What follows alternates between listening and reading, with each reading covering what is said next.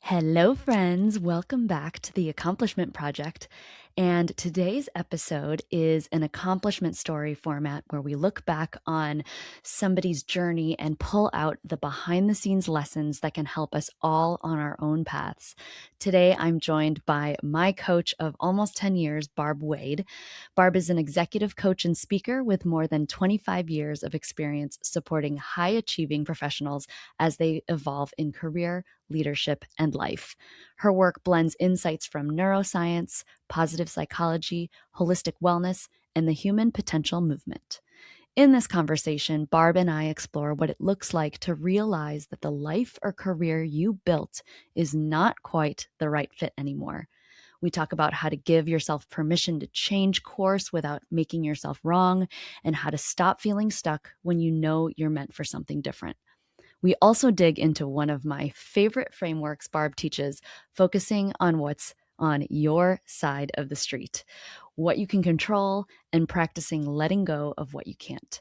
It's a powerful way to redefine accomplishment from the inside out. And as Barb says, the outside results tend to fall into place. Alrighty, let's go.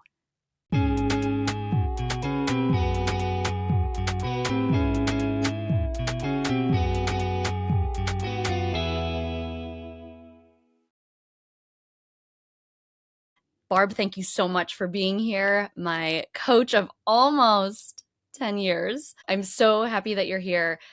Barb has an amazing, amazing accomplishment story that I want to share with you all. I feel like it's ingrained in my brain because we've been talking so much, but I want to go through all of it from start to finish. So before we get started, Barb, I just wanted to talk a little bit about where you're at right now and who you are today, your work, your life, giving some context, and we'll work our way back. Well, I'm an executive coach and a facilitator trainer, 25 years in at this point, which I can't believe, 25 years. I really specialize in high achieving, high performing women. In particular, many of my clients are executives, are senior leaders in business, or are business owners themselves.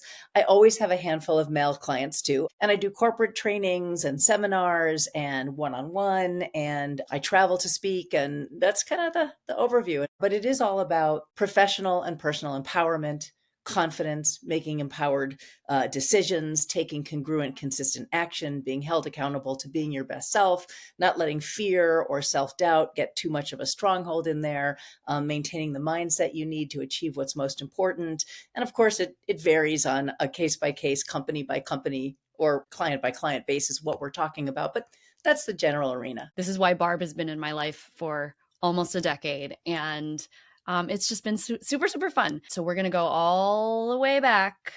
Let's go back to like college years and what was kind of forming back then. So tell me a little bit about who you were and what were the dreams and influences that shaped you at that time.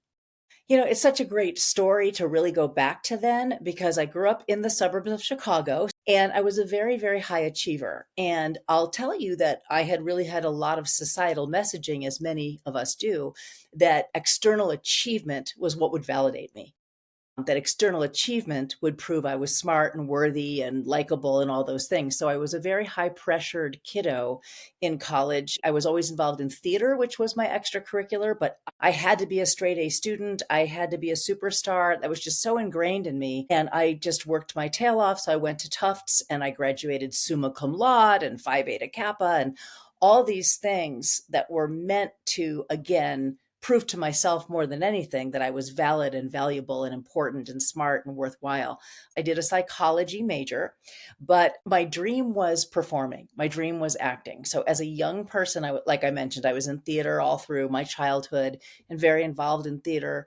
In college, I didn't major in it. And I didn't major in it because I really wanted a good fallback in case I didn't find theater or acting or performing to be as, I don't know, joyful as I was imagining. So that's why I did the psychology degree, because that was also a very interesting subject. How do people think and behave and why? And I was interested in getting to know myself a little better too. So, Do you think that a lot of people who are interested in theater and performance, do they typically choose a backup as a major?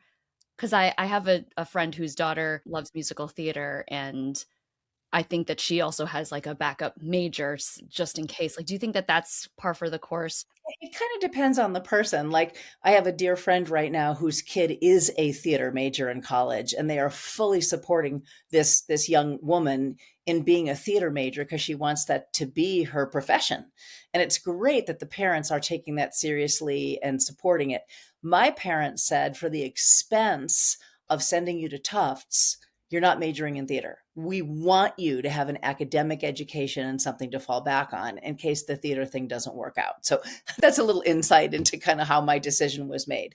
But I do think if you are going to pay a lot of money to go to college, it's not a bad idea to get something more academically strong so that you have options, because we change as we grow. And you may want to do theater or performing for a while, and you may hit 30, 35 and say, I'm kind of tired of this. I want to do something else. So get the most out of it if you're gonna go to school. So, tips for parents of kids who are going to college soon. All right. So, how did you get into acting? Because I know that you did that after college. The fun fact that I'll drip here is that I think it was maybe a couple years working together, realized that you were on Saved by the Bell, which is a TV show that I watched every Saturday morning. I loved that show. And I had to go back. Even my husband remembered you specifically. So, how did you get in after graduating college, or was it while you were in college? Tell me about that. So, like I said, theater and Hollywood and acting was really my dream. And because my parents said you got to get an academic education, blah, blah, blah, I went to Tufts. I did a graduate program at Oxford, summa cum laude, like I said, high achiever, stamped all the stamps. And then I said, okay, I'm moving to Los Angeles because I've got to try this. I've just got to go for it. I have to see if I can do this acting thing. And I just kind of blindly moved to Hollywood and just started networking as best I could and taking acting classes and trying to meet people and looking at alumni from Tufts that were maybe in the industry and, trying to make connections. And I just got lucky. It was right place, right time. And there was a new primetime series casting for NBC, and it was going to be primetime on Saturday nights after the Golden Girls. And there was a brand new ingenue character, and they were looking for someone new. So they were having a cattle call audition where almost anybody could go. I mean, hundreds of people. And I just got lucky. I got a call back, another call back, another call back, another call back. Then it was down to like three or four of us. And I went to the network, for screen testing and the final audition, and I got the role.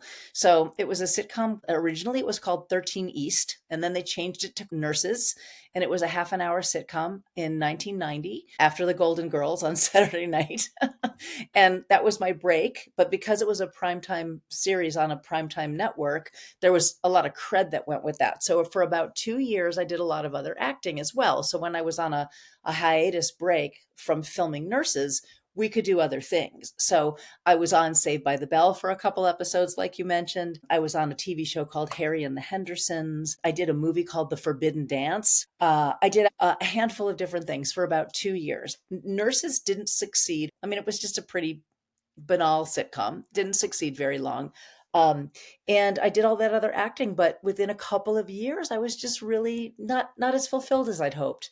I was playing the ditzy blonde or the mean girl. Like, I was a candy striper on Nurses who had an episode where I mixed up the babies and gave them to the wrong parents. And here I was with a master's degree from Oxford, but playing that part, right? Or I was the bitchy mean girl. And so 2 years into it, I really felt like they were having more fun on the other side of the camera.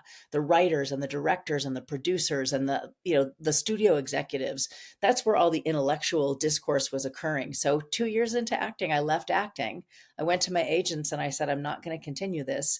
And I pursued getting behind the scenes and working as a studio executive in Hollywood. And that is what I did for the next 10 years. Okay, so how did you make that switch? Did you need to know somebody, or was it just the combination of, you had this education? Like, how did that work? It's not typical that actors decide I'd rather become an executive or a studio or production person. I don't think that happens very often. I explained that I had tried the acting thing and it was very, very rewarding, but I wasn't finding that I was using my intellect at the level that I wanted to be creatively challenged. And so I just used networking with the people I'd met along the way. So people that were executive producers on the shows I had been in, and directors in the shows I had been in, and, people that my agents knew, to get preliminary meetings and say, I'm happy to come in as an assistant. Like, I'll just come in at the beginning as an assistant, but I really think this is the better path for me. And I think people were intrigued by that because it's not a typical story. And so my first job was as an assistant at Disney. So my very first job was to be an assistant to one of the studio executives. And then I just worked my way up from there. And after that first job, as I worked my way up, nobody else ever knew I had had the acting unless I chose to share that with them. So I just started moving my way up the ladder in the studio system until I ran a department for DreamWorks for Spielberg and Katzenberg and whatever. And some people knew I had an acting background just because I might have mentioned it, but along the way, it wasn't really part of the resume anymore. I didn't keep it on the resume. So it was just this funny little thing that some people knew and other people didn't. How many years were you in this side of the entertainment industry? Well, 12 total. So from graduating and finishing school, a couple years as an actress, and then about 10 years in the studio system and in film and television development. So, as you were getting close to that in that 10 years, did you feel like, oh, I don't know if I'm going to stay here? What was happening behind the scenes that kind of started to spark the possibility of a transition? That's probably the most important question you could possibly ask, honestly, because what was going on was I was continuing to be externally successful, and I was noticing that was what was happening inside was I was still in a lot of fear. I was waiting for the other shoe to drop. I had a lot of imposter syndrome. Am I going to be kept? Are they happy with me? Am I going to be fired? It was amazing that, I'd been a television star on NBC. I'd graduated summa cum laude. Like, it was really interesting to notice, honestly, that the outside things weren't giving me the security and the self-worth and the confidence that I thought those outside things would give me, because I was excited to achieve them. But then you get worried I'm going to lose it, or it's going to get taken away, or I'm going to be found out to be a fraud. So I was dealing with a lot of depression and anxiety despite things looking very good. So during that 10 years, especially when I was working in the studio system, that's when I started doing my personal growth work. That's when I got into therapy and said, what is going on with me that I'm not content and that I'm always so afraid and have anxiety attacks? And that's where I discovered that I really didn't have a core of a lot of self-worth. I didn't have a core of any ability to know what self-love even meant. And that I had such an overdeveloped inner critic that was so mean to me that I couldn't even hear my own voice. I just heard this inner critic. Oh, you shouldn't have said that. That was stupid, or that sounded dumb, or now that person thinks this or that, and you've got to go correct it. And I started to learn through being in therapy and then working with early coaches in the beginning of the coaching industry as a client and doing some personal growth intensives and retreats and seminars. I started to learn how to recognize and relegate the inner critic over here.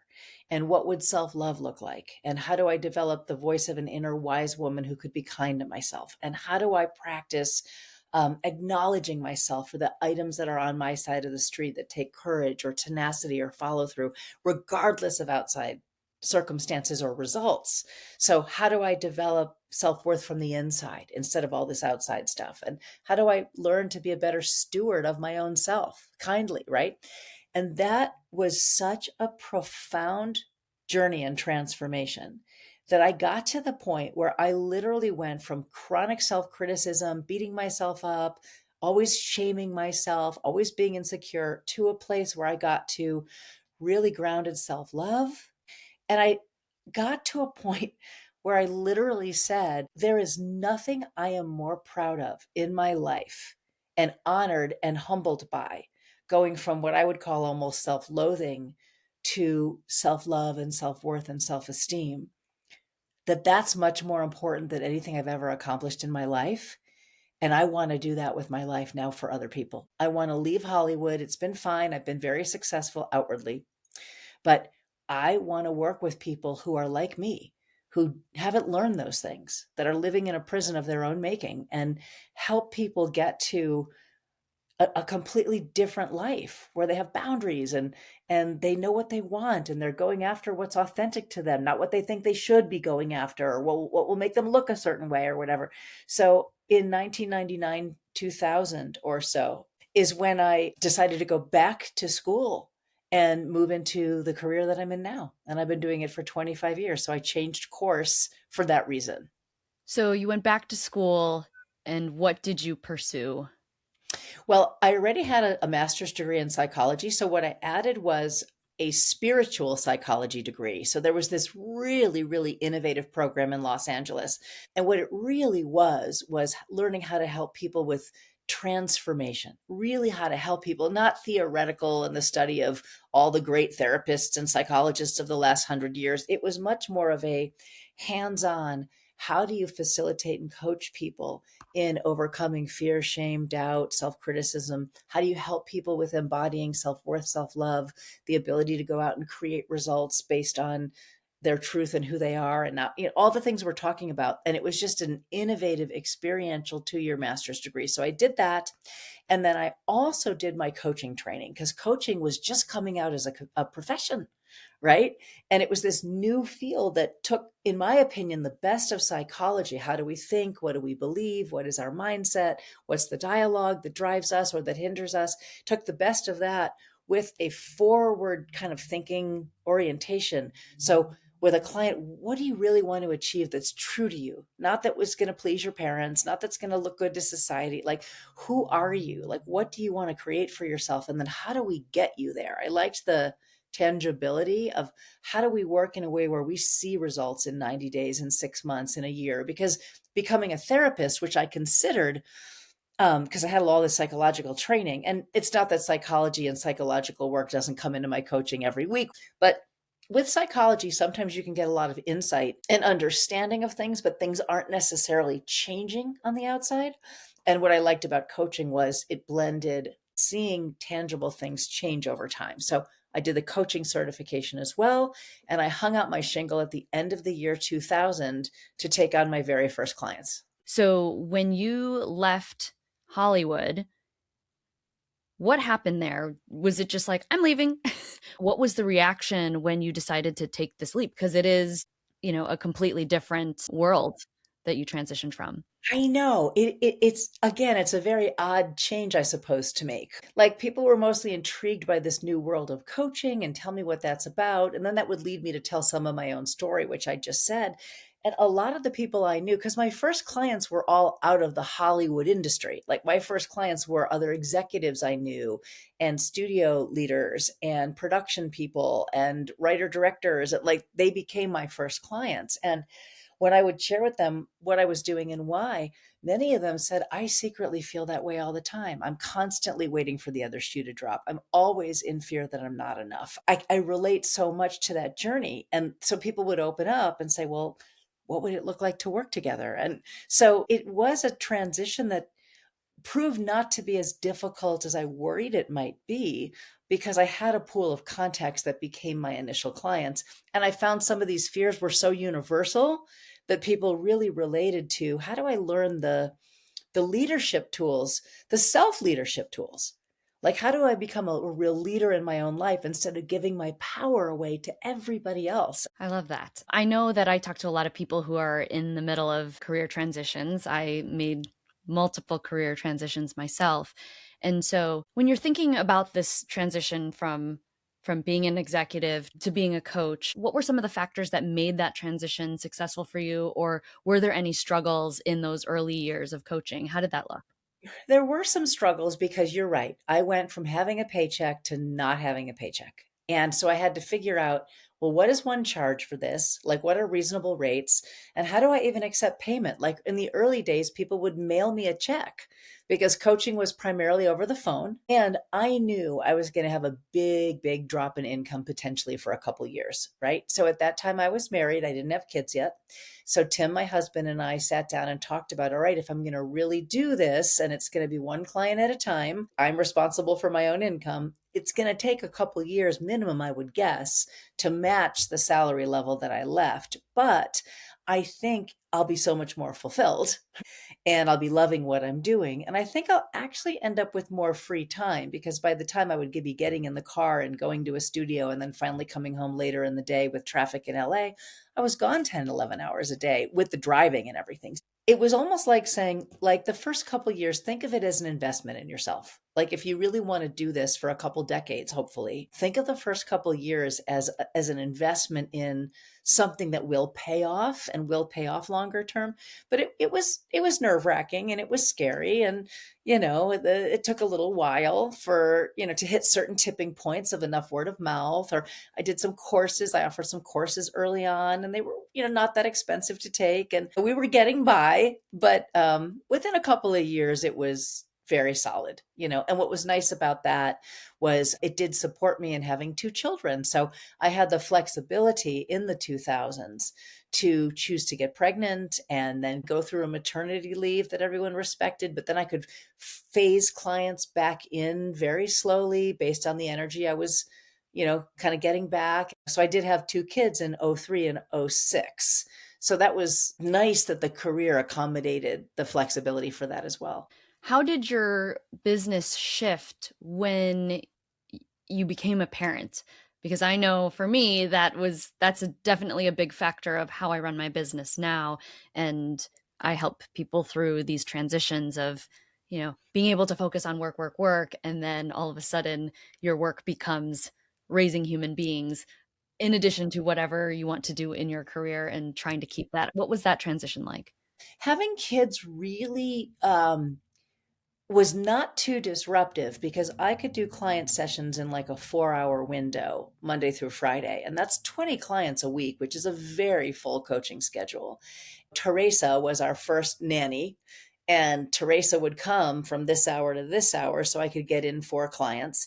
And then when I was done, we'd have like a 30-minute overlap, and then she'd hand off and I'd be primary parent again. So that flexibility actually worked very well. It doesn't mean I wasn't very exhausted, right? Because all of a sudden you're primary parent, you've got a 3-year-old here and you're breastfeeding the other one, and then you've got four clients again tomorrow. But Tim was also at that time a writer director, so he worked from home too. So I've got to give him cred that he was a very hands-on parent working from home, and we kind of tag teamed pretty well.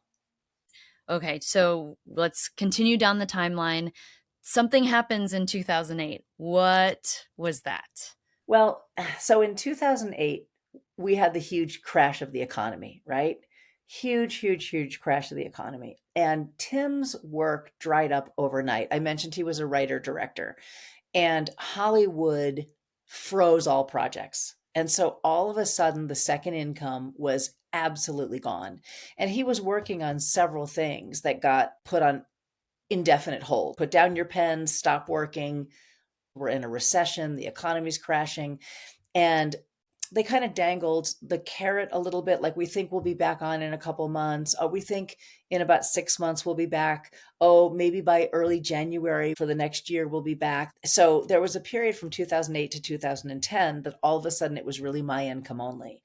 And that was a hardship because we were living in Los Angeles and we had high expenses. And so that was a very, very scary time. So I hired a business coach to tell me and help me expand my coaching practice to even larger with Tim not working. And after like 2008 went into 2009 and we were on one salary and we were needing to, spend all of our savings, that's when a coach I was paying a lot of money to said to me, Barb, you are very successful as a coach. You make a great income. You have a waiting list. You're full. Like, why don't you, in this economy, switch your focus and teach other coaches and holistic practitioners how to get clients, how to market their businesses, like become a business coach. Now, I told you I wasn't a business coach. I was working with people on the things I've already mentioned, right?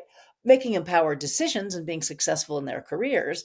But it was really more like personal leadership, boundaries, accountability to being authentic and speaking their truth, taking risks. It wasn't, here's how you promote your business. Here's how you build a website. Here's how you hold consultations and make proposals and offers to clients. Here's how you should do your back end and run your finances. That's not why I'm on the planet. And that was not what my coaching business was about. But I was paying a lot of money to a very expert, well meaning coach. I do believe well meaning. So in 2010, I kind of rebranded myself as a business coach, and that I would teach you how to get clients, how to break six figures or multiple six figures, how to design in your packages, what to charge. I mean, just all this stuff that is not my heart's desire. And I did that for about 4 to 5 years. And I did very well with it because I'm a smart cookie and I could teach those things very well. And I made all the money that I needed to. And Tim started working for me because it grew so fast, just keeping all the back end going. But I was very, very unhappy. It's not why I'm here. It's not what I came here to do with my life. So in 2014, I did a big, huge 3-day event and I sold over $500,000 of coaching services for the next year, business coaching. And I came home and I just burst into tears because now I had to spend the next year delivering on that program. And I'm good at it. I wasn't going to not deliver what they bought, but it wasn't really what I came here to do. And I just had a crisis of emotional breakdown and thought, okay, I will deliver this program, but during the year behind the scenes, I'm going to get all the pieces in place to rebrand myself. And I'm going to come out the following January and go back to the executive coaching. I'm going to go back to working with people on the deepest, most important growth. So I did that and I went back, and it's been another 10 years now that I've been back doing what I love and what I'm here to do. And that was a little foray into a path that really wasn't authentic for me. And it's kind of an interesting thing, isn't it? Because I'm a coach, right? So wouldn't you think I should have caught that? But I was so close to it, I didn't quite see it. I know that we've had conversations before about this whole idea of coaching and business coaching other coaches, and you were mentioning the amount of money that you made in 2014 selling all of this stuff, which sounds very lucrative, right? I think that there's this idea of success. We're like, ooh, you made six figures or seven figures or whatever that is. It sounds on the external very appealing. But are you willing to share when people talk about being a six-figure coach or a six-figure entrepreneur, what does that actually look like? I love that you're willing to ask the brave questions, and I'm more than happy to answer because here's what's interesting. My coaching practice hit seven figures for 2 years in a row. Before that, it was multiple six figures I was earning. I cannot tell you how little I actually net financially out of being able to say I grossed seven figures. And that was a real wake up call. I really want people to know because as I was moving up the ladder, the goal was to hit seven figures. First, it was hit six figures or multiple six figures. By the time I hit seven figures, the tax bracket I was in, the expensive coach I was paying for, the expenses of paying 10 grand a pop just to speak at other people's events to invite people to come to my event, the $200,000 bill to lead my 3-day event, a staff of 6 people in my company. I'm always really forthcoming. I probably walked home with a little over $200,000 in net money when I made seven figures. That is a small percentage. So people are very fooled, and the truth is that I made friends with a lot of other very successful coaches. And we would talk behind the scenes about how, yes, we can say we're a seven-figure business, but when you really take out all those expenses, you just don't net that much really. And Tim at that point was working full-time for me. So when we really net in the low 200s, that was for two full-time fully working adult people.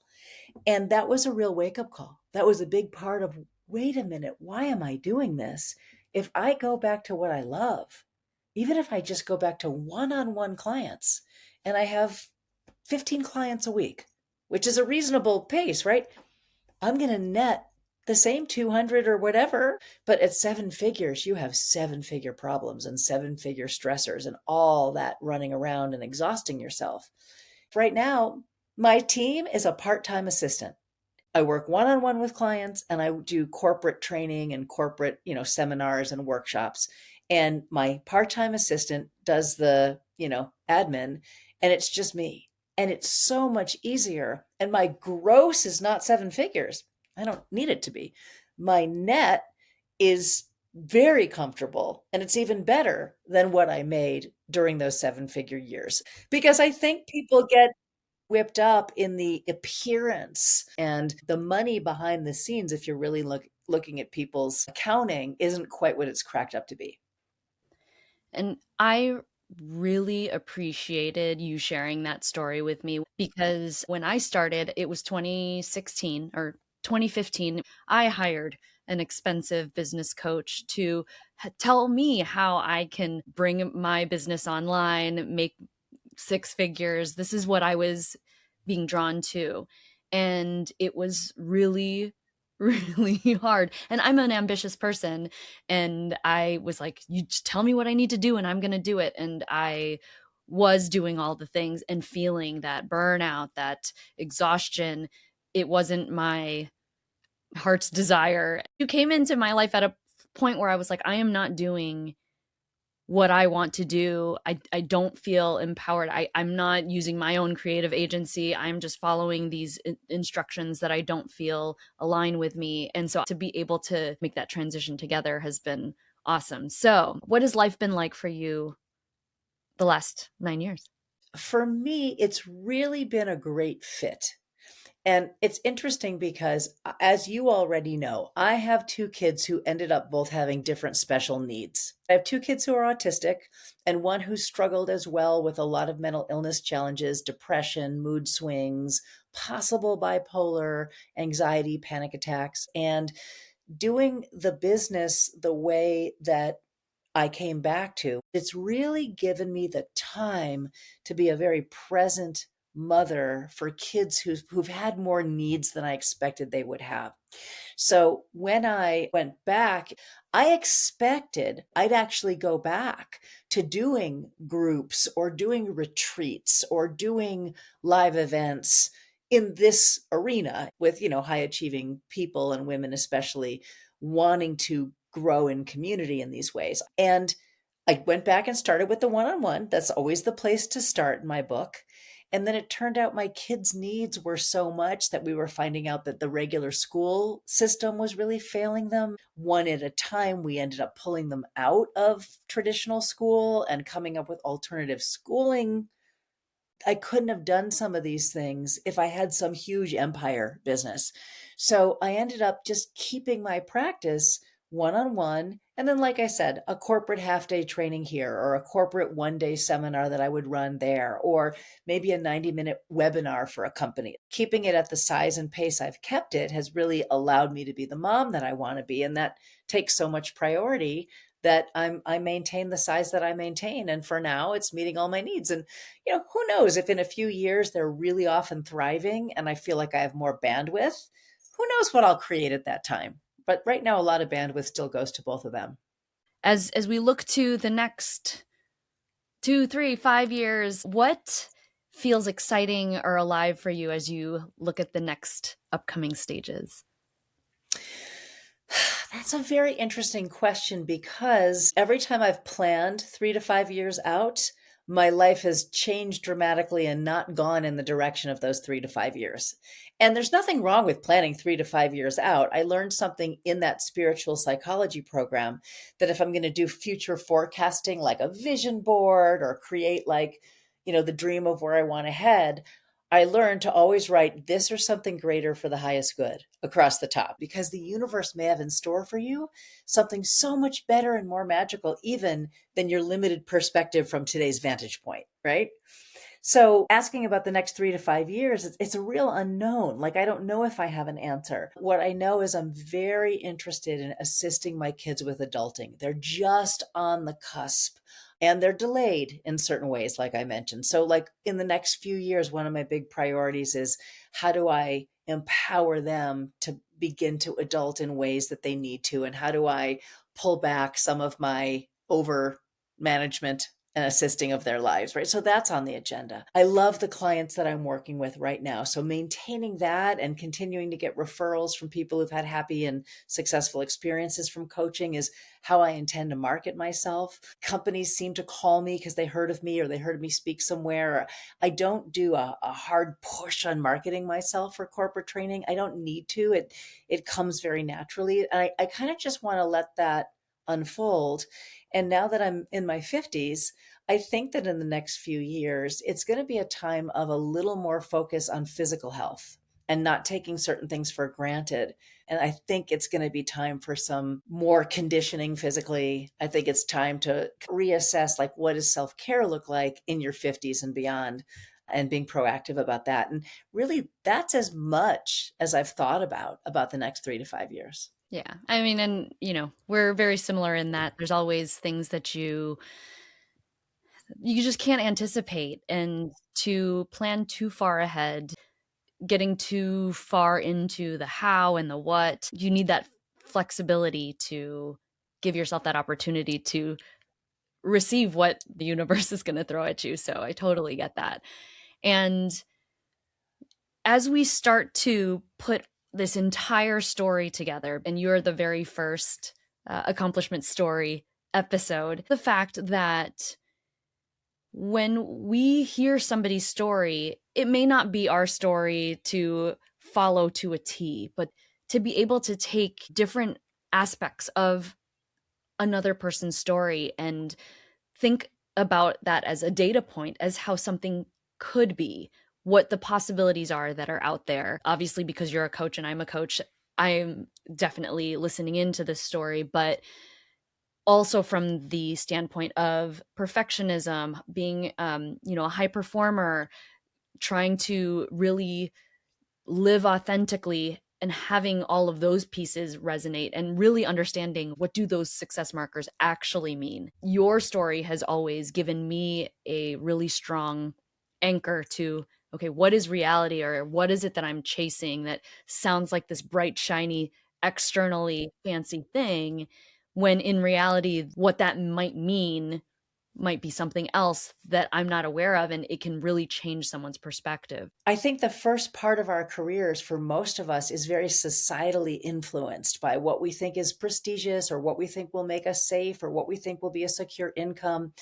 And it's really an okay part of the process as you age and as you grow to start to think about, well, what do I really enjoy and what would make me happy? And if I stopped comparing myself to others, what is the amount of money I need to make that makes us comfortable? And what other quality of life elements are really important to me? Because I have so many clients who come in and we realize that this number, whatever the number is, because it's different for everybody, but this number gives you a nice, comfortable life where you're not really wanting for anything. You have a nice home, you have the clothes you need, you go on vacation. But above this number would be so much extra climbing the ladder and stress and 70-hour weeks, and that you'd have more money. But the cost, right? The cost of, as I just mentioned, those 70-hour weeks and the climbing the ladder and the stressors you'd own wouldn't be worth the extra money, because at this number, really all of your needs are met. So you'd have a little more, but it wouldn't buy much more, but it would cost a lot more. Like, instead of what's the next promotion, what's the next step, I've been at this role for 2 3 years, so I should be looking at the next role. Like, for some of my corporate people, it's really important to think about what quality of life do I want, where work is a piece of it, but fits in its container, gives me the income I need for the other values and priorities, allows me the spaciousness for my relationships and my health and well-being and my extracurriculars and my time with friends, and so that it's not a relentless pursuit for prestige on the outside, but it's what's the right combination of elements that gets me the most fulfilled, because I'm not defined by the amount of money I make or my title. That doesn't define me, right? And that was something I had to learn through this story, through the experience of it. Yes, absolutely. And I think, I've always got Barb sitting on my shoulders, like, at what cost? I'm like, I want that. At what cost? Is that really, really what you want? And that has been, one of the most impactful discussion topics that we've had over the last 10 years.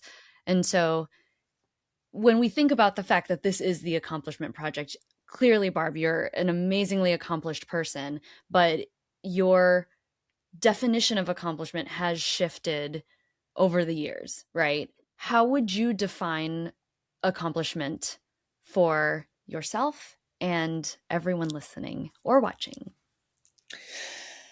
Well, I'm going to go to something you've heard me say a lot, which is, and I really try to teach this, what was on my side of the street today? What was on my side of the street to do today? What is not in my control? So if I do an acknowledgement list at the end of the night, what do I acknowledge myself for? And I look at the day and I say, what took courage? What took follow through? What took tenacity? What took self compassion? Because on my acknowledgement list at the end of the day might be, I noticed I was getting overwhelmed and I stopped and I stepped outside and I took some deep breaths in the sunshine. Like that might be on my I acknowledge myself for list because that's self love and self care, right? It also might be I delivered a big proposal for a big corporate training to XYZ company. It's not I'm celebrating that they said yes to me. It's not I'm celebrating that they said, we agree, here's your check. That's on their side of the street. That's not in my control. So the only things I can accomplish are what was on my side. Similarly, if someone calls me and wants to pursue possibly coaching with me, my acknowledgement is I held a session with this person and I gave it my all and I tried to contribute as best I could and began coaching them and began giving them some reflections and insights to the best of my ability. It's out of my control whether they say, yes, I want to coach with you further, or thank you very much. This was great. And I'm going to wait right now. That's not in my control, right? So accomplishment has got to be, this is my opinion now, but has got to be what's on my side of the street. Not this person liked me and hired me and sent me a check. Not this person did this or this person decided that. It's I finished this thing that I was procrastinating on. I got myself suited up and dressed and went to this scary appointment, whatever it is. I made a phone call and made a request, and I don't know whether they're even going to call me back, but I made that phone call and I made that scary request. I stopped when I noticed my inner critic was getting really loud and I caught it and I moved my inner critic over here and I asked myself, what would love say? What would love say right now? And I re-coached myself. That would go on my acknowledgement list. And my belief is that if that's what we focus on accomplishing each day and stay out of other people's choices, reactions, that we stumble upward toward what we want by default, right? That we end up manifesting a lot more of what we want, focusing on it that way, that we actually find the most likely path to becoming successful and achieving what you want externally because you're keeping your eyes on yourself. You know, it's very interesting how we as a society look at what accomplishment is, right? I mean, I was so taken back when you were like, wait, you were on Saved by the Bell. Those are the fun things that you're like, wow, like you've made it. It's great. It's icing on the cake. I think everybody has a different definition of accomplishment, and they're all valid, right? Because we have to know what it is that we want to achieve, and as long as we are focused on that and we're doing everything in our power to, hit those markers, hit those goals, that's great. But I think it's also important for us to hear how we perceive, because it may influence what we choose to do or how we choose to do certain things in our lives. But anyways, I absolutely adore you and want to share all the information about you and how people can find you if they're looking for a coach or just looking for inspiration based off of what was shared here today. So what is the best way for people to find you and learn more about you? My website is Barb Wade, BarbWade.com. So that's an easy way to reach me. Just go to barbwade.com. Everything and more information will be shared in the show notes. Barb, thank you so much for your time. I appreciate you being so candid and honest and vulnerable and authentic. And thank you, everyone who's been listening or watching. And thanks, Barb. Bye, everybody.